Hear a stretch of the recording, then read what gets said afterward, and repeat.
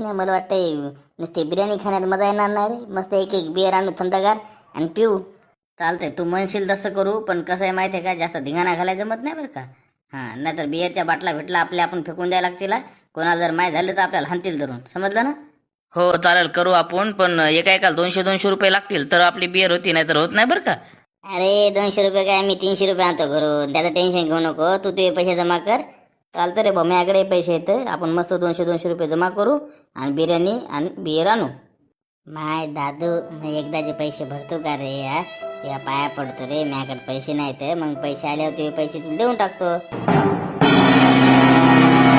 राहू दे रे बुवा, राहू दे म्हणलं. पार्टीला यायचं असं तर 200 रुपये घेऊन ये, नाहीतर मुकाट्यान घरी बस. इथं काय फुकटचे हे नाही की 200 रुपये भरण पार्टी मग हे करतो आणि खातो आणि पैसे बुडवतो. ते तसं चालणार नाही. तुला पार्टीला यायचं असेल तर 200 रुपये आण, नाहीतर मुकाट्यानं डाळ भात खायन झोप.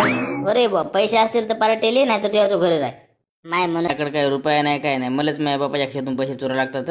तुला यायचं असेल पार्टीला तर तू काही पण असं चोऱ्या माऱ्या कर आणि 200 रुपये जमा कर आणि ये, नाहीतर मग घरी मुकाट्यानं मर. तीच गोष्ट नको ना लावू हा. ते पैसे कोणी भरत नाही. तुला पार्टीला यायचं असेल तर 200 रुपयात जुगाड लाव, तेव्हा पार्टीला ये, नाहीतर होय घरी. मग हे 200 रुपये भरत नाही का तू? बरं बरं बरं.